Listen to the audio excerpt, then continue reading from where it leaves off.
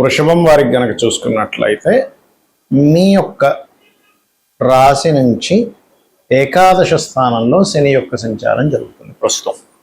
అయితే ఆ శని ఉత్తరాభాద్ర నక్షత్రం నుంచి రేవతి నక్షత్రంలోకి వస్తాడు. అక్కడ దాదాపుగా సంవత్సరం పాటు ఉంటాడు.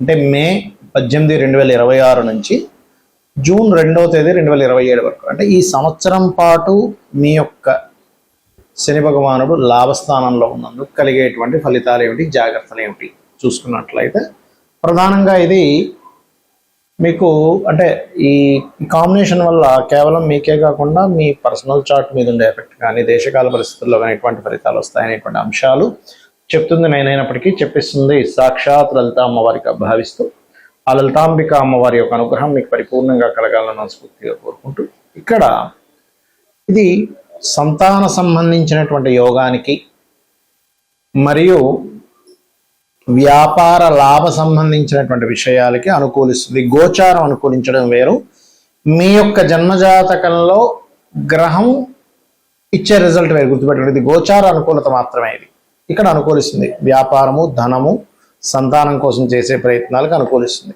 కాకపోతే ఇవన్నీ కూడా ఏంటి, లాంగ్ టర్మ్లో, ఎందుకంటే ధనాధిపతి అయినటువంటి బుధుడి యొక్క నక్షత్రంలో, ఆలోచనాకారకుడైనటువంటి బుధుడి యొక్క నక్షత్రంలో 2, 5 అధిపతి కదా మీకు శని సంచరిస్తున్నాడు. కాబట్టి లాంగ్ టర్మ్ దీర్ఘకాలికంగా ఉండేవన్నీ ప్లాన్ చేసుకోవాలి. అప్పుడే మీకు లాభాలు వస్తాయి, గుర్తుపెట్టుకోండి. అదేవిధంగా అది మీ సంతానం గురించి అనుకోండి, మీ ప్రేమ వ్యవహారాలకు సంబంధించింది అనుకోండి, మీ కుటుంబ సభ్యులకు సంబంధించినటువంటి విషయాలు అనుకోండి, ఇవన్నీ కూడా లాంగ్ టర్మ్లోనే బాగుంటాయి. అయితే ఇక్కడ మీరు చేయకూడనటువంటివి ఎటువంటివి జాగ్రత్త తీసుకోవాలి అంటే, ఇక్కడ ప్రధానంగా ఇన్సూరెన్సెస్ రిలేటెడ్ సంబంధించిన విషయాల్లోని, అది మీ ఆఫీస్కి అనుకోండి, మీ యొక్క గృహానికి అనుకోండి, మీ వస్తువుకి అనుకోండి, మీ వాహనాలకు అనుకోండి, ఇన్సూరెన్సెస్ విషయంలో నెగ్లిజెన్సీ చేయకూడదు, గుర్తుపెట్టుకోండి. అలాగే ఇక్కడ ఏంటంటే, ఎప్పుడైతే శని మీకు బుధ నక్షత్రాల్లో ఉన్నాడో, ఇప్పుడు మనం చూడండి, ఒక ఇన్సూరెన్స్ లాంగ్ టర్మ్ కట్టాక అక్కడెక్కడో మనకు ఉపయోగపడుతుంది, లేదా అది కార్ ఇన్సూరెన్స్ అనుకోండి, అలాంటివి మీకు ఉపయోగపడతాయి. అలాగే వాహనం తీసుకునేటప్పుడు, మధ్యవర్తిత్వంగా ఉండేటప్పుడు, వివాహ సంబంధించినటువంటి నిర్ణయాలు, వివాహ జీవిత సంబంధించినటువంటి విషయాల్లో ఎక్కడా కూడా కాంప్రమైజ్ అనేటువంటిది అవ్వకూడదు. ఎందుకంటే ఈ శని బుధ నక్షత్రంలో ఉన్నప్పుడు ఎలాగైతే మీకు ధనపరంగా కానీ వ్యాపార పరంగా కానీ long term investments, long term రిలేటెడ్గా ఎంత మంచి చేస్తాడో, ఇక్కడ వేరే వేరే ప్రాంతాలకు వెళ్ళడం ద్వారా కూడా ఎలా అయితే సక్సెస్ని ఇస్తాడో, వేరే ప్రాంతాలకు వెళ్ళి వ్యాపారాలు చేయడం ద్వారా ఎట్ ది సేమ్ టైం ఈ యొక్క విషయాల్లో కూడా జాగ్రత్తగా ఉంటూ మీరు విష్ణు సహస్రనామాల యొక్క శ్రవణము, వెంకటేశ్వర స్వామి యొక్క ఆరాధన, తిరుపతి వెంకటేశ్వర స్వామి దర్శనం చేసుకున్నట్లయితే అన్ని విధాలా బాగుంటుంది. మరి ఈ యొక్క శని మే 18వ తేదీ నుంచి మీనరాశిలోకి ఉత్తరాభాద్ర నక్షత్రం విడిచి రేవతి నక్షత్రంలోకి వెళ్తున్నందుకు దేశకాల పరిస్థితుల్లో ఎటువంటి ఫలితాలు ఉంటాయి మనం ఎప్పటి నుంచో చెప్తున్నాం. ఈ సంవత్సరం కొన్ని వాయు సంబంధ మూలకంగా మనం చాలా రోజుల నుంచి చెప్తూనే ఉన్నాం. యుద్ధ సంబంధించింది చెప్పాము. అదేవిధంగా చాలా విషయాలు మైథుని జ్యోతిష్యం, మేదిని జ్యోతిష్యం పరంగా, ఈ మేదిని జ్యోతిష్యం పరంగా చూసుకుంటే దీన్ని ఇంగ్లీష్లో ముండేన్ ఆస్ట్రాలజీ అంటారు. అయితే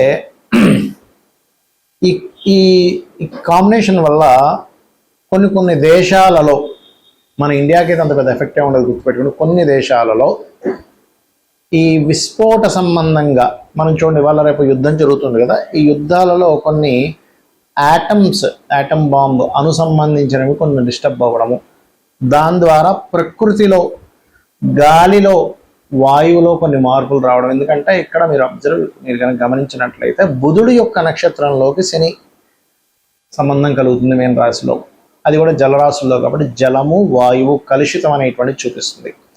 కాబట్టి మీరు ఏ ప్రాంతాల్లో నివసిస్తున్నా, ఎక్కడ ఉన్నా కూడా జలము కాచి చల్లార్చిన నీరు తీసుకోవడం చాలా ముఖ్యం ఈ సంవత్సరం అంతా కూడా. అంటే వచ్చే సంవత్సరం జూన్ 2వ తేదీ వరకు కూడా అందరూ ఇది ప్రధానంగా పాటించండి. ఇది షేర్ మార్కెట్ మీద కూడా ఎఫెక్ట్ చూపిస్తుంది. ఎందుకంటే బుధుడు షేర్ మార్కెట్ కారకుడు, ఆ షేర్ మార్కెట్ కారక నక్షత్రం మీదకి శని వచ్చాడు.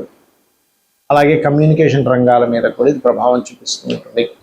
ఆ రకంగా రోగాల ప్రభావము, అదేవిధంగా చాలా దేశాలు అయ్యో ఇంత అప్పు ఉందా ఈ దేశానికి అనేటువంటిది కూడా బయటపడనుంది, గుర్తుపెట్టుకోండి. ఎందుకంటే ఈ శని అప్పులకి కారకుడు, బుధుడు అప్పులకు కారకుడు.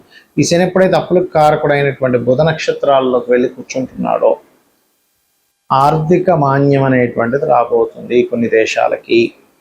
కాబట్టి ఏ దేశవాసులైనా కూడా ఈ యొక్క విషయంలో అంటే వాళ్ళ యొక్క ఫైనాన్షియల్ రిలేటెడ్ సంబంధించినటువంటి విషయంలో అనుకూలత ఉండాలి. కానీ ఈ యొక్క గ్రహస్థితి ఇండియాకి మాత్రం ధనపరంగా మంచి గ్రోత్ని ఇవ్వబోతుంది. ఇప్పుడు ఇన్ని రోజుల నుంచి చూడండి, మనం రూపీ వాల్యూ పడిపోతుంది అనుకుంటున్నాం కదా, ఇక్కడ నుంచి కొంత ముందుకు వెళ్ళేటువంటిది అంటే కొంతవరకు దాని యొక్క ఇది కొంత ఆగడము, కొంత రైజ్ అవ్వడం కూడా జరుగుతుంది ఈ యొక్క బుధ నక్షత్రంలోకి శని యొక్క సంచారం మూలంగా, గుర్తుపెట్టుకోండి. అయితే మరి అందరూ కూడా ఏం చేయాలి? ఇప్పుడు కొంతమందికి జాతకం తెలుస్తుంది, కొంతమందికి తెలియదు, వాళ్ళ పర్సనల్ చార్ట్ తెలియదు, వాళ్ళ ఏ రాశి తెలియదు. ముఖ్యంగా ఎటువంటి నెగటివ్ ఎఫెక్ట్స్ కలగకుండా ఉండాలి అంటే మీరు చేయవలసినటువంటిది ప్రధానంగా శని బుధ గ్రహాల దగ్గర దీపారాధన చేయండి. గోవులకి గోంగూర బెల్లం లాంటివి తినిపించండి. అంటే మీ జాతకం, మీ నక్షత్రం ఏదైనా కానివ్వండి, మీ రాశి ఏదైనా కానివ్వండి, మీ లగ్నం ఏదైనా కానివ్వండి, ఇది ఎప్పుడైతే ఈ బుధ నక్షత్రాల్లోకి శని యొక్క సంచారం జరుగుతుందో ఇది గొప్ప ధనయోగాన్ని ఇస్తుంది, గుర్తుపెట్టుకోండి.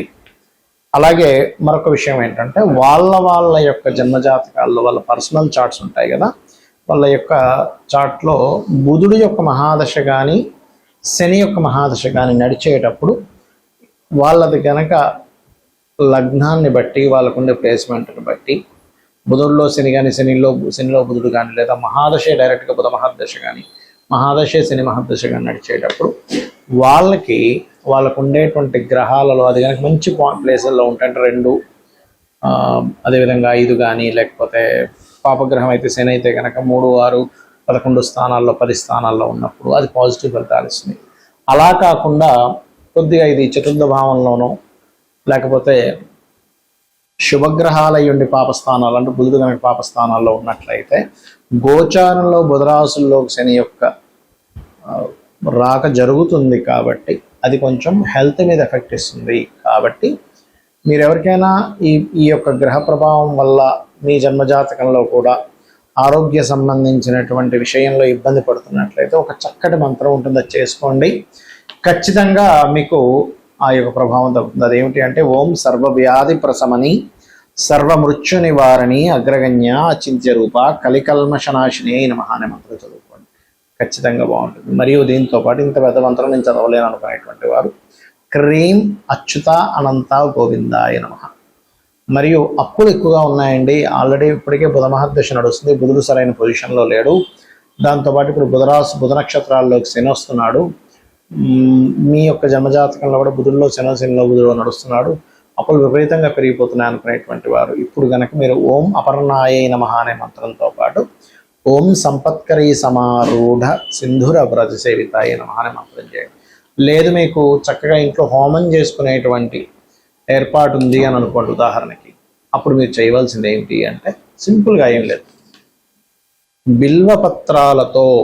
బిల్వపత్రాన్ని నూనెలో ముంచి హోమం చేయండి, ఖచ్చితంగా అప్పులు బాధలు తగ్గుతాయి. అలా కాదండి మాకు శత్రు బాధలు ఎక్కువైపోయాయి, ఇంకా ఎందుకంటే ఈ బుధుడు రాసుల్లోకి శని ఎంటర్ అవ్వడం మూలంగా బంధువర్గం వాళ్ళతో శత్రుత్వాలు పెరుగుతూ ఉంటాయి. అంటే ఇప్పుడు దీనివల్ల ఏంటంటే మనకి రకరకాల దేశాలకి ఇది మిత్ర దేశమే అని అనుకునేది శత్రుదేశంగా మారుతూ ఉంటుంది. ఏమిటంటే మిత్రుడు కదండి అంటే శత్రువు అయిపోతూ ఉంటాడు. అలాగే దేశాలకి మధ్యన ఉండేటువంటి మిత్రత్వాలు శత్రుత్వము, మనుషులకి ఉండేటువంటి బంధువర్గాల్లో కూడా తెలియని ఏమిటి ఇట్లా చేశాడు, ఇంత నష్టపరిచాడు నన్ను అనేటువంటిది వస్తుంది. అలాంటప్పుడు మీరు చేయవలసినటువంటిది ఏమిటి అంటే మిరియాలు నూనెలో వేసి ఆ మిరియాల నూనెతో కలిపిన హోమం కనుక చేసినట్లయితే మీకు మీరుగా చేసుకోవచ్చు, లేదా ఏదైనా పురోహితుని పెట్టుకుని కనుక చేసినట్లయితే శత్రు నాశనము, అది మీ అంతర్గతంగా ఉండేటువంటి రాగ ద్వేషాలతో నిండినటువంటి తత్వం మీలో ఉంటే అదిపోతుంది. నిజంగానే మీకు కనుక ఎవరైనా శత్రువు మిమ్మల్ని ఇబ్బంది పెట్టాలనుకుంటే కూడా ఆ యొక్క దోషం కూడా పరిపూర్ణంగా పోతుంది. శ్రీమాత్రేయ నమః.